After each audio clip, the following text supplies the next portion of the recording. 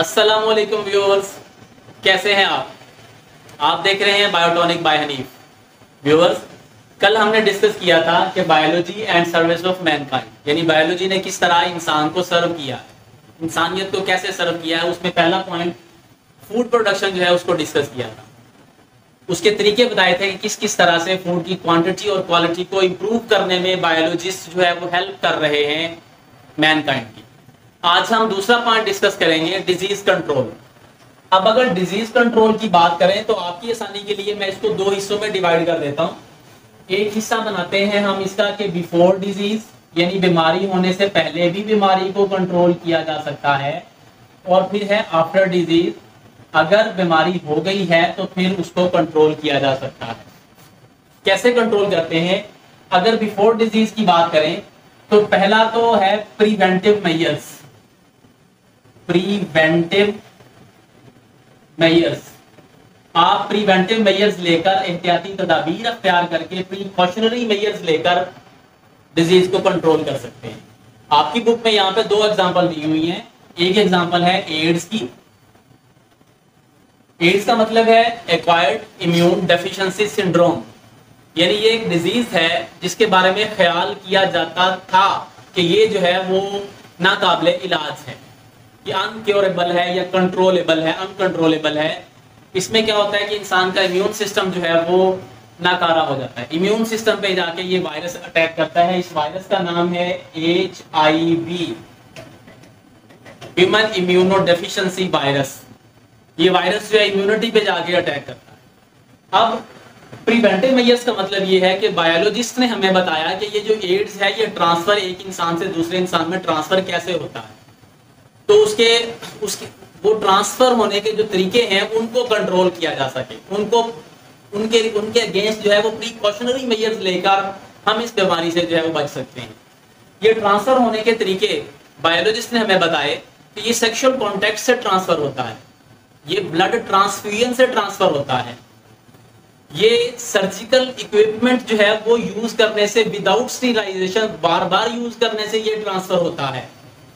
ठीक है, ये इस्तेमाल शुदा ब्लेड या सिरिंज के इस्तेमाल से ये जो है ना वो एड्स, ये HIV जो है वो ट्रांसफर होता है एक इंसान से दूसरे इंसान में। अब ये जो जितने मैंने आपको तरीके बताए, अगर ये काम नहीं करेंगे तो ये डिजीज जो है वो एक इंसान से दूसरे इंसान में ट्रांसफर नहीं होगी। तो इसको बोलेंगे प्रिवेंटिव मेजर्स। दूसरी एग्जांपल आपकी बुक में दी हुई है हेपेटाइटिस की। अब हेपेटाइटिस जो है ये भी ब्लड ट्रांसफ्यूजन से मुंतकिल हो रहा, और H वायरस जो है वो इसका कैजुअल ऑर्गेनिज्म है H वायरस। अब ब्लड ट्रांसफ्यूजन से ट्रांसफर हो रहा, ठीक है। और इसके अलावा सर्जिकल इक्विपमेंट के को अनस्टेरिलाइज अगर यूज कर लें, रीयूज कर लें, तो उससे ये ट्रांसफर हो रहा। तो प्रिवेंटिव मेजर्स ये लिए जाएंगे कि जब एक शख्स का ब्लड दूसरे शख्स को दिया जाएगा तो पहले उसमें टेस्ट किया जाएगा कि उसमें कहीं हेपेटाइटिस का वायरस तो नहीं है, तो फिर वो जो है उसको ट्रांसफर किया जाएगा ब्लड। या जो सिरिंज है वो हर दफा नहीं इस्तेमाल करेंगे, या जो सर्जिकल इक्विपमेंट हैं, जो इंस्ट्रूमेंट्स हैं, उनको रीयूज करने से पहले उसको स्टेरिलाइज करेंगे। तो ये सारे हैं प्रिवेंटिव मेजर्स। या रिसेंट एक डिजीज थी जिसका नाम था कोरोना, आपने सुना होगा, ये है कोविड-19। तो इसके लिए प्रिवेंटिव मेजर्स हमें बायोलॉजिस्ट ने क्या बताए कि आपने जो है ना वो सोशल डिस्टेंसिंग रखनी है, आपने जो है वो हाथ साबुन से बार बार धोने हैं, 20 सेकंड के लिए धोने हैं, आपने अपने हैंड्स को स्टेरिलाइज करना है, ठीक है, आपने सैनिटाइज करना है अपने हाथों को सैनिटाइजर्स की मदद से, ठीक, आपने मास्क यूज करना है, रश वाली जगहों पे नहीं जाना है। ये सारे जो है वो प्रिवेंटिव मेजर्स थे कोविड-19 के अगेंस्ट। तो प्रिवेंटिव मेजर्स लेकर आप बीमारी को कंट्रोल कर सकते हैं, रोक सकते हैं, ठीक है।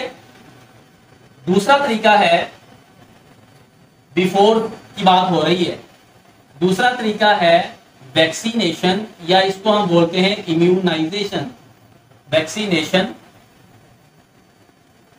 या इम्यूनाइजेशन, यानी वैक्सीन जो है वो लगवाई जाए बीमारी की, तो फिर वो बीमारी जो है वो नहीं होगी। बहुत सारी डिजीजेस हैं जिसकी वैक्सीन जो है वो बच्चों को लगवाई जाती हैं, जैसे हुपिंग कफ, पोलियो की वैक्सीन जो है वो ओरली दी जाती है बच्चों को, पोलियो की वैक्सीन जैसे मीजल्स, जैसे मम्प्स, कान पेड़े जिनको कहते हैं, इनकी वैक्सीन जो है वो बच्चों को दी जाती है। तो वैक्सीन देने से भी डिजीज के अगेंस्ट जो है वो कंट्रोल किया जा सकता है। सबसे पहले जो वैक्सीन थी वो 1796 में एडवर्ड जेनार ने ये वैक्सीन जो है वो काउ पॉक्स की डिस्कवर की।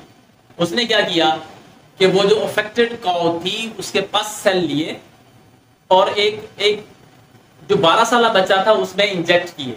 अब उस बच्चे के अंदर ये काउ पॉक्स के अगेंस्ट जो है ना वो एंटीबॉडीज पैदा हुई और वो जो बच्चा था वो आगे वो काउ पॉक्स की डिजीज से महफूज रहा। अब इसीलिए इसको कहा जाता है वैक्सीन। ये वैक्सीन एक्चुअली वैका से है। वैका इज अ लैटिन वर्ड जिसका मतलब होता है काउ। अब ये काउ के पस सेल से लिया गया पहली दफा ये केमिकल, ठीक है, और इंजेक्ट किया गया बच्चे में। इसकी डिटेल जो है वो वैसे आगे आएगी, चैप्टर नंबर शायद 6 में डिटेल उसकी आएगी, तो वहां हम आपको जो है ना ये डिटेल बता देंगे उसकी। बहरहाल उसी की वजह से उसको क्या कहा जाता है, वैक्सीन्स कहा जाता है। तो वैक्सीनेशन जो है वो की जाती है ताकि डिजीज जो है उसको कंट्रोल किया जा सके, डिजीज जो है वो ना हो सके। आप कमेंट सेक्शन में बताइएगा कि जो छोटे बच्चे होते हैं उनको वो इंजेक्शन लगते हैं, वो कौन कौन सी बीमारियों के अगेंस्ट जो है वो इंजेक्शन लगते हैं, वो जरा कमेंट सेक्शन में बताइएगा। वो 6 बीमारियां होती हैं जिनके लिए बच्चों को वैक्सीन लगाई जाती है, ठीक है। तो वैक्सीन लगा के बच्चों में इम्यूनिटी जो है, बड़ों में भी इम्यूनिटी जो है वो पैदा की जाती है। जैसे हेपेटाइटिस सी की जो है वो भी वैक्सीन है, बी की वैक्सीन हैं, इसके अलावा तमाम डिजीज की वैक्सीन जो है ये मौजूद हैं ताकि बीमारी जो है वो हो ही ना। जैसे अभी कोविड-19 की वैक्सीन जो है वो भी डॉक्टर्स ने लगवाई, हमें स्टूडेंट्स को भी लगवाई, कॉलेजेस में टीचर्स को भी लगवाई, प्रोफेसर्स को भी, तमाम को जो है वो वैक्सीन जो है वो वैक्सीनेशन तमाम की गई ताकि बीमारी को कंट्रोल किया जा सके। तो ये जो काउ पॉक्स की मिसाल दी ना मैंने, ये अब एक क्लेम किया जाता है कि ये काउ पॉक्स जो है ये पूरी दुनिया में अब है ही, खत्म हो चुकी है ये डिजीज। ये असल में स्किन लेयंस डिजीज है, यानी स्किन के ऊपर पहले रैशेस बनते हैं, फिर लेयंस बनते हैं, ये बीमारी है। और इसका जो आखिरी केस था 1949 में अमेरिका में जो है वो सामने आया था। उसके बाद से लेकर अब तक इसका कोई केस जो है वो नहीं आया। ये एयरबॉर्न डिजीज है, इसका कोई केस जो है वो अब तक सामने नहीं आया। तो बहरहाल अच्छी बात है, अच्छा साइन है। तो ये जो रिसर्चेस के बाद काउ पॉक्स से हमें छुटकारा मिला है, हमें हमारी जान बख्शी हुई है, ये सारा बायोलॉजी का किरदार ही तो है। तो लिहाजा बायोलॉजी ने डिजीज होने से पहले 2 तरीके बताए हमें कि आप ये तरीके अडॉप्ट करके आप बीमारियों से बच सकते हैं। ठीक हो गया, प्रिवेंटिव मेजर्स लेकर बच सकते हैं बीमारियों से। और दूसरा बताया कि वैक्सीनेशन के जरिए से या इम्यूनाइजेशन के जरिए से भी आप डिजीज को कंट्रोल कर सकते हैं। तीसरा तरीका है कि अगर सपोज करें बीमारी हो जाती है तो फिर क्या करेंगे, फिर हम करेंगे ड्रग ट्रीटमेंट या हम करेंगे जीन थेरेपी। ड्रग ट्रीटमेंट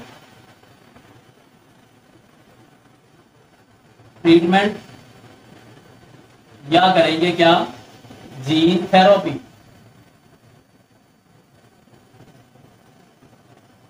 अब ड्रग ट्रीटमेंट का मतलब क्या हुआ, यानी हम कोई एंटीबायोटिक्स जो है वो डॉक्टर जो है वो तजवीज करेंगे, एंटीबायोटिक्स डॉक्टर जो है वो सजेस्ट करेंगे स्पेसिफिक डिजीज के खिलाफ स्पेसिफिक एंटीबायोटिक। तो वो एंटीबायोटिक जो है वो मखसूस किस्म के बैक्टीरिया के अगेंस्ट यूज होती है, बैक्टीरिया को किल कर देगी या उसकी प्रोडक्शन को रिटार्ड कर देगी, प्रोडक्शन को कम कर देगी, तो भी बीमारी जो है वो कंट्रोल में हो जाएगी। लेकिन याद रखिएगा कि एंटीबायोटिक वहां यूज होगी जहां पे अभी बैक्टीरिया ने वो किसी स्पेसिफिक डिजीज के अगेंस्ट जो है वो रेजिस्टेंस प्रोड्यूस ना कर ली हो, वहां पे सिर्फ यूज होगी एंटीबायोटिक्स। अब अगर ये सपोज करो कि रेजिस्टेंस जो है ये प्रोड्यूस हो चुकी है, बैक्टीरिया जो है वो रेजिस्टेंस प्रोड्यूस कर चुके हैं, तो फिर एंटीबायोटिक्स यूज नहीं होंगे, फिर कोई और तरीका जो है वो बीमारी को कंट्रोल करने का, ट्रीटमेंट के लिए कोई और तरीका जो है वो यूज किया जाएगा। जिसमें एक है रेडियोथेरेपी, रेडियोथेरेपी की जाएगी या फिर कीमोथेरेपी की जाएगी। कीमोथेरेपी यानी अगर एंटीबायोटिक्स ने, अगर एंटीबायोटिक्स के अगेंस्ट जो है वो रेजिस्टेंस प्रोड्यूस हो चुकी, तो फिर रेडियोथेरेपी। रेडियोथेरेपी में क्या होगा कि शॉर्ट वेव रेडिएशन जो है उनको उस पॉइंट पे, यानी उस कैंसरस पार्ट को, उस अफेक्टेड पार्ट को हिट किया जाएगा, उस कैंसरस सेल्स को तोड़ा जाएगा, तो फिर जो है ना वो कैंसरस सेल जो है उनको मतलब खत्म किया जा सकता है। तो इसको बोलेंगे रेडियोथेरेपी कहेंगे उसको। जो कीमोथेरेपी होगी वो है कि केमिकल्स के जरिए से, यानी मेडिसिन के जरिए से भी आप उस कैंसरस सेल्स को जो है वो खत्म कर सकते हैं, वो तोड़ सकते हैं। तो इसको बोलेंगे कीमोथेरेपी कहेंगे। कीमोथेरेपी जो है ना वो भी एंटी कैंसर केमिकल जो है वो यूज करेंगे कीमोथेरेपी में, रेगुलर इंटरवल में यूज करेंगे, ठीक है। लेकिन इससे ये होगा कि कैंसरस और जो नॉर्मल सेल्स हैं दोनों का डैमेज होने का इक्वल चांस जो है वो होता है, दोनों का डैमेज होने का। तो इसलिए रेडियोथेरेपी यूज की जाती है नॉर्मली, लेकिन कीमोथेरेपी भी की जा सकती है। ओके, बहरहाल ये दोनों जो है वो पॉसिबल सॉल्यूशंस हैं अगर रेजिस्टेंस जो है वो प्रोड्यूस हो चुकी है, या जैसे कैंसर जैसी जो फटल डिजीज है उसके अगेंस्ट जो है ये दोनों तरीके यूज किए जा सकते हैं। या इसके अलावा एक रिसेंटली एक और टेक्निक है जिसका नाम है जीन थेरेपी। जीन थेरेपी जो है वो क्या है कि जो रिक्वायर्ड जीन होते हैं ना उसको इंसर्ट किया जाता है बोन मैरो के अंदर, यानी होस्ट की बोन मैरो में उसको इंसर्ट करके रिक्वायर्ड रिजल्ट लिए जाएंगे। तो इसको क्या बोलेंगे, जीन थेरेपी कहेंगे। तो जीन थेरेपी के जरिए से भी डिजीज को कंट्रोल किया जा सकता है। अब देखिए, किसी भी डिजीज को कंट्रोल करने के लिए 3, 4, 5 तरीके मैंने आज आपको बताए। प्रिवेंटिव मेजर्स भी ले सकते हैं, वैक्सीन भी करवा सकते हैं, नहीं है तो एंटीबायोटिक्स ले सकते हैं, नहीं है तो रेडियोथेरेपी, कीमोथेरेपी हो सकती है, जीन थेरेपी हो सकती है। यानी किसी भी डिजीज को कंट्रोल करने के लिए बहुत सारे तरीके हैं। इसको कहते हैं इंटीग्रेटेड डिजीज मैनेजमेंट। ये मैंने आपको कल वाले लेसन में भी बताया था कि combating disease utilising all methods when needed and where needed.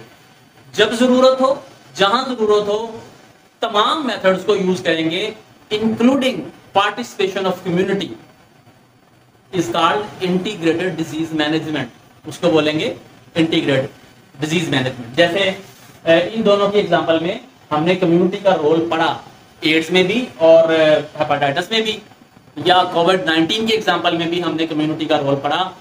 तो तीनों में कम्युनिटी रोल भी प्ले कर रही है और तमाम तरीके यूज हो रहे हैं जब जरूरत हो उनकी, जहां जरूरत हो। तो इस तमाम तरीके से डिजीज को मैनेज करने को बोलेंगे इंटीग्रेटेड डिजीज मैनेजमेंट। आज आपको डिजीज कंट्रोल में बायोलॉजी का रोल जो है वो आपको बताया। अगर आप चैनल पे नए हैं तो चैनल को जरूर सब्सक्राइब करें, बेल आइकन का बटन क्लिक करें ताकि हर नई आने वाली वीडियो आपको मिलती रहे, उसका नोटिफिकेशन आपको मिलता रहे। कल तक के लिए इजाजत दीजिए। अल्लाह हाफिज, मिलते हैं अगली वीडियो।